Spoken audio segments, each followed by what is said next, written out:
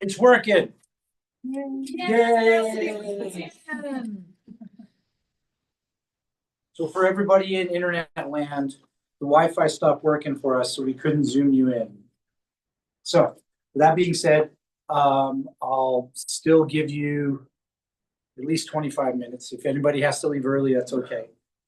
Tonight we're doing stop and reversing the aging process. We're going to be looking at different factors that we want to look into that will cause you to age the correct way. What are the things that actually cause you to age quicker than you should be? What are the things that we want to optimize? There are things that we want to test to be able to optimize that are directly related to quicker decline in cognitive function, quicker decline in physical function.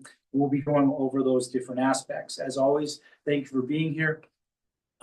Coming with an open heart and open mind. Even when Wi-Fi stops us, we're still going to plug on. So with that being said, the key to all of this is to understand that one thing, there's a lot of others, but one major thing will drive you to age quicker than you should be. Do we have any ideas what that major thing that could be that we experience in our lives that could cause us to age quicker? You can shout out answers. Stress. Oh my gosh, they got it right. Stress is the answer. That is correct. We got it. It's stress. That is correct. That is correct. Now we'll go into why it does do that. It leads to what's called cell senescence or aging, where they can't do what they need to do. And we'll tell you exactly why. But it is in the brain. What part of the brain it's deactivated when we're stressed? Not activated, deactivated. Executive center. Yeah, the frontal lobe. The frontal lobe, the prefrontal cortex, basically half your brain. From here, the ear forward, that gets deactivated. You actually have less blood flow that goes to this area. So we can measure this. In our office, we have a device called PIR, passive infrared, and it can actually measure the amount of blood flow that's going to your frontal lobe. It tells me how stressed you are. In the research, they've shown that people will come in and the frontal lobe will be as low as 50 degrees. Normal is 94. Think of how stressed that person is. 50 degrees. Usually what we see on the low end is somebody in the 70s or 80s. But if you're that low, you are hyper stuck in a protective fight or flight response. And stress, all forms, emotional, physical, and chemical, will cause increased aging. Why? They all cause the same sympathetic fight or flight response.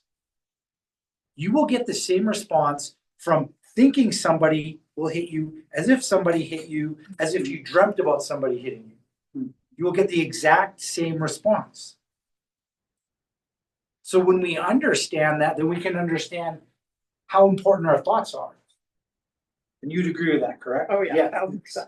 So our thoughts, if we are not able to help modulate or control them, can affect us hugely. And I want you to understand something. Your thoughts themselves don't determine who you are, because lots of things can come in and out.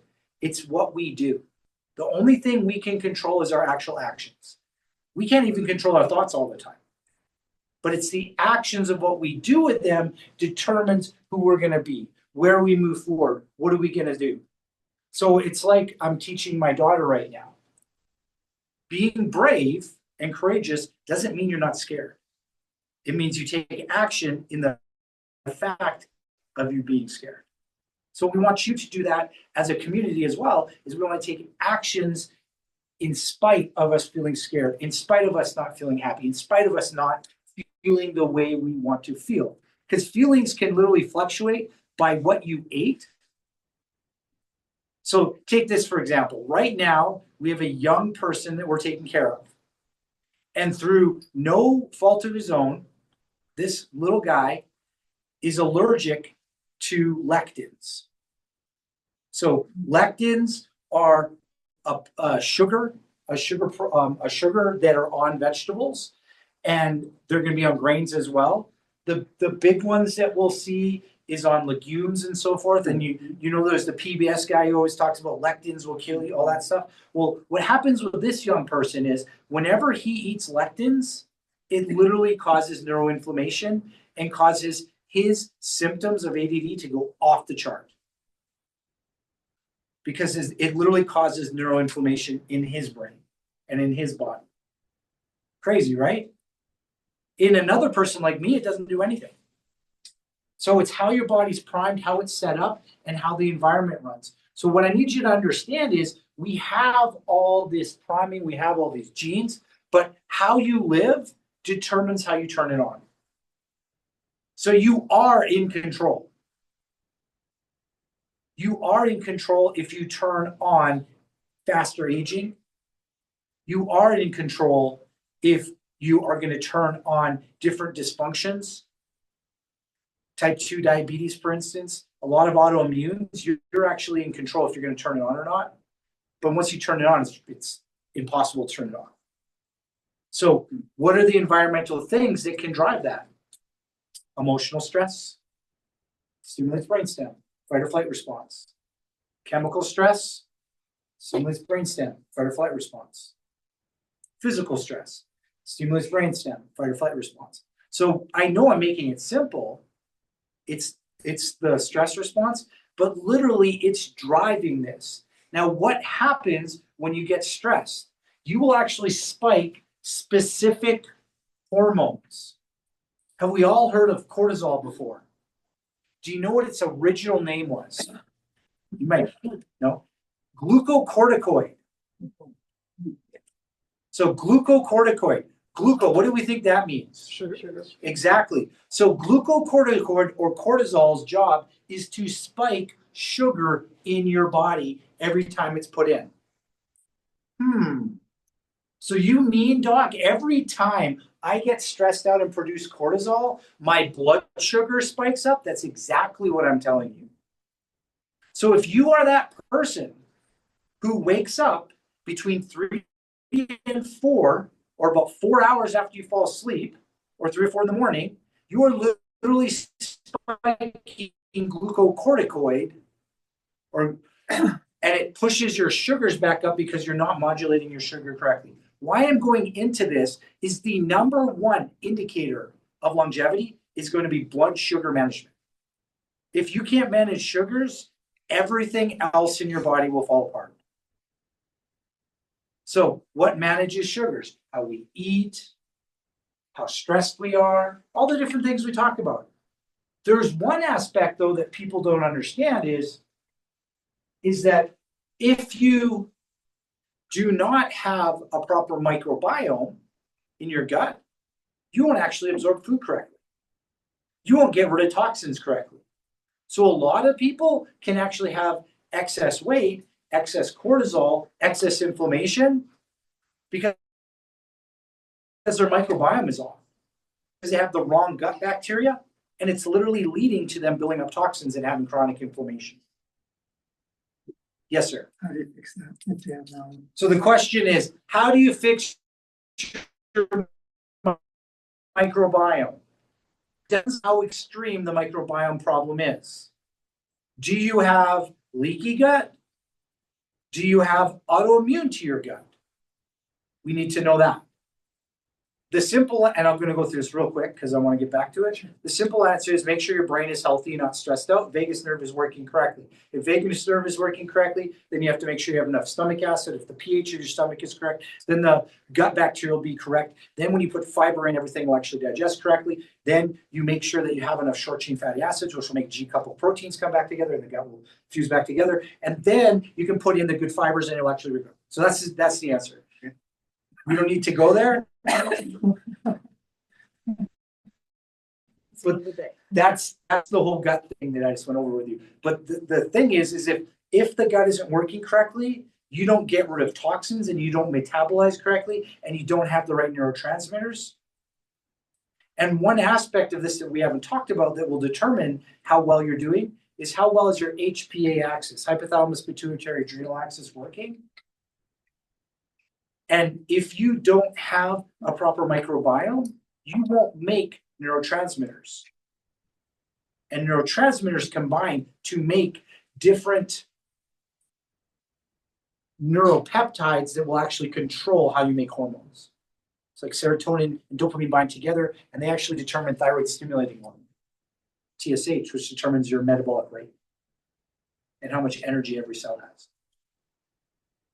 So we're looking at all this. Now, okay, doc, you said a lot of stuff, but what's some good takeaways? I'm going to give you one simple takeaway right now. Every single person that I have met, less one, has this deficiency. What do you think it is?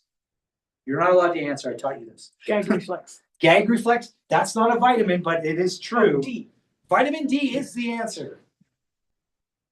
Vitamin D deficiency is literally rampant. It is a pandemic. It is disgusting how many people are D deficient. Vitamin D has very, very big effects in our body. Based on the research, it turns on or is affecting 1/3 of all the genes in your body. So if you have D deficiency, you have problems with 1/3 of all the proteins you make. That means proteins are making function. That means you ever have a problem with at least 1/3 of the function in your body. That's scary. What we need to have our D levels at is way bigger than the pathological range, which will say 30 is okay or 40 is okay. We actually need to have you up into the 75 to 100 level to prevent Alzheimer's and to make your genes work correctly. Vitamin D is a super antioxidant. You want to age slower? Vitamin D is going to be your major product that you're going to want to hit extremely hard to make sure you're healthy. Yes. Aside from a blood test, is there a way to have an idea where? The question is, aside from a blood test, can you know where your D is? No clue. Only blood test is the only way I know. So a lot of these things I'm going to tell you are blood tests. If you need to have them done, we can.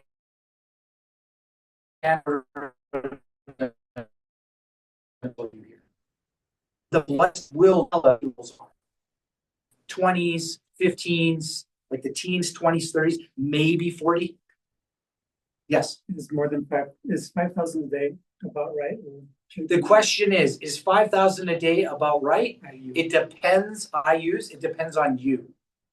I have certain patients that are have autoimmune and they need to take 20,000 a day because their autoimmune eats it up. So what is vitamin D? It's an antioxidant. Vitamin D has been directly correlated to be a cancer preventing agent. It's directly correlated to hormone levels. It's directly correlated to serotonin levels, so how happy, how well you're going to be functioning. It's directly correlated to being autoimmune preventative. It's also directly correlated to gut health. So you want to stay healthy, you want to live longer, make sure your D is high. What I usually recommend for patients, if we don't have a blood test, is take 10,000 IUs for a month and then drop down to 5,000. But if you want to know, do the test. And the test is not that much money. If I remember, it's like $20 or something. Like, it's not expensive to get a D. You just got to figure out, where you're at. It's a no-brainer in my behalf. If we literally tested everybody, I think we would literally find a deficient. Everybody I've ever tested is deficient. So I've never met a healthy vitamin D person yet. And for some people, if you have chronic sickness, you should definitely get it measured because you may be thinking you're okay at 10,000 and you may be deficient still. The person I was telling you need to take 20, they were taking 10,000 a day and they were at 40. And you need to be at that 75. So we literally have to double it. Can that be a digestion issue? It can be a fat digestion issue, or it can just be the autoimmune and the inflammation is just ripping it up, pulling it out. Yes, if you have a gallbladder issue, fat soluble vitamins are going to be really hard for you to digest. So if you don't have a gallbladder, we're going to have to be giving you some enzymes. You need that fat for you to stay healthy. That makes sense? So blood sugar, number one thing we have to have under control. If we have blood sugar under control, we're going to do okay. Why is blood sugar so important? It's going to drive the energy into the cells. It's going to determine how well we can actually function. And if blood sugar is off, inflammation is rampant. If you really want to know how well your blood sugar is doing, and I've been recommending this to a lot of people, if they're like, I don't understand why I'm not getting better, do a continuous blood glucose monitor. If you have an iPhone, it's $50 for 2 weeks. If you have an Android, it's $100 for 2 weeks. Sorry, Android people, I don't determine the charges. But you get it, and understand this glucose monitor is made for diabetics. We're not using it for diabetic ranges. We're using it for health ranges. A healthy range, if you want to live long, is your glucose stays below 100 and above 85. When you look at diabetic, they're talking about 70, 140. These are huge ranges. Anything above 100, you are going to start having inflammation. A1C is going to go up. And A1C just tells you glycation. That means sugar has bound to red blood cells. That's all it's telling you. Sugar is attached to red blood cells. The red blood cells have turned into a donut. That's what A1C is. What if it's below 85? If it's below 85, it's just as bad. So that means you're starving the cells and they're not getting enough energy. I run into that a lot. I have a lot of thyroid body type people who come in, the thin, lanky people, and they run low below 85. And that literally what's causing their issue as well.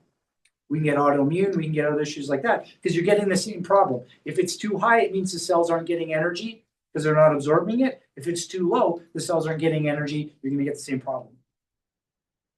So you're going to get the same issues above and below. Above is just burning quicker. So you want those sugars to be under control, and you can start learning to eat for your body type. You can start learning what's going on. So examples, me as an adrenal body type or a gonadal body type, the people who have put weight on in their lower section, what will spike our blood sugars is completely different than somebody who's a thin lanky. Somebody who is an adrenal body type like me, salt will spike my blood sugar. Somebody who is a thin lanky, it's literally sugar will spike their blood sugar. If I eat protein, that'll spike my blood sugar. If I eat fruit and veggies, it's staying calm. So you have to understand your physiology and what's triggering you. For somebody who is a substantial body type, so the gonadal or the adrenal, you want to go on basically the heart healthy diet. Decrease red meat, decrease salt, decrease dairy, decrease fats, specifically those ones in the morning. You can still eat them just at night. For your thin lankies, they're going to go more on a diabetic type diet, where they're going to decrease the sugars throughout the day because that's what causes them to spike, and eat more protein and fat. But if you give somebody like me and say paleo is the best, eat it, it will literally give me diabetes. It will mess me up. Because everything you eat turns into glucose. Fat, protein, and carbs all turn into glucose. So when we say sugars, we're not talking about are you eating sugar? We're saying what's happening to your blood sugars in your body determines how long you're going to live. If they're all over the place, we got big issues. Everything starts shutting down. You will start destroying your kidneys. You will start destroying all the blood vessels. You will start destroying nerves. That means you're not going to live long. That means you're going to age quicker. You'll start hurting your liver too. So we have that. I'll get into the hormone stuff. Okay. So if you want to live longer, there's direct correlations between hormone levels and longevity. What we need to understand is there are different hormones that are called anabolic or builders, and there's other hormones called catabolic or breaker downers. So what do we think glucocorticoid is? Any ideas? Breakdown. Breakdown ones, yeah. So it breaks down stuff. Same with cortisol, same stuff. It breaks down. Anabolic are the ones that build up. So what does Arnold take to build up? Is he taking lots of estrogen? Mm. No. Progesterone? Testosterone? Yes. So testosterone will build you up. There's a correlation with testosterone levels and longevity. There's direct correlation with testosterone and DHEA, which is what a precursor hormone that turns into testosterone and longevity. If you want to know how healthy you are and how well you're doing, you want to look at your testosterone, DHEA, and estrogen levels. And there are certain markers for this. There's a doctor's name is Dr. Dale Bredesen. He wrote a book called End to Alzheimer's, and I based my hormone levels based on his research showing that if you have these hormone levels, you do not get Alzheimer's. So when you look at it, you'll see a huge range of what testosterone can be. Understand that for testosterone, oh no, I did THEA, so we'll do testosterone too.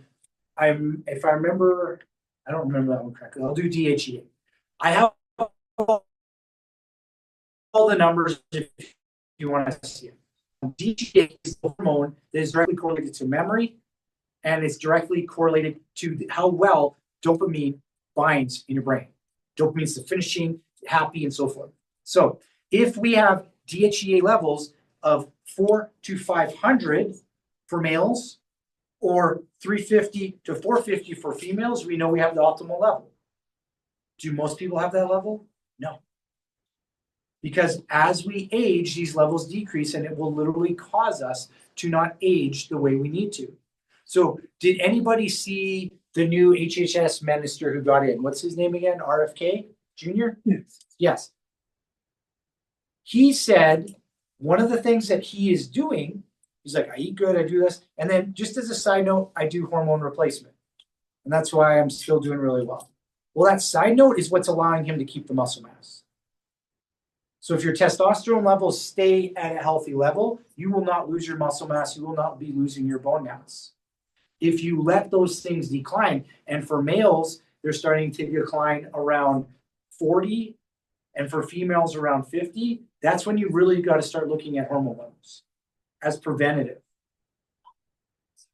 Because you want to age well, you want to make sure you build up, you don't fall apart. So you want your testosterone to be good, your estrogen to be correct, your progesterone to be correct, your DHEA to be correct, and then you don't want any of the inflammation markers to be high. So that's like C-reactive protein. Yeah, go ahead. What is DHEA? Where is it found? How do you boost it? So DHEA, you can actually boost it through supplementation. It's a hormone. It's a very cost-effective hormone. For people who want to do hormone therapy, there is one key you need to understand though. Hormones are really hard on your liver because your liver detoxes. So if you take hormones, you also have to always be on a liver biotransformation. Basically means you have to give your body the different nutrients it needs, B vitamin, sulfur, acetylcholine, glutathione, to literally remove all the toxins that you have. Because one of the major reasons we age quicker is we build up toxins. We have inflammation, blood sugar usually drives that, but inflammation will be driven by stress, and then toxins don't get flushed out. These are the two big things that will cause us to age quicker. Stress will cause chronic inflammation, but that's what we're looking at. So if you're thinking about, well, I want to do some hormone stuff, you want to get tested first. Do not play around with hormones unless you definitely are getting tested to know your levels, or you're doing preventative liver biotransformation work right away. The product we use is called Hepatosynergy. It drives the liver to work optimally to get all the toxins out.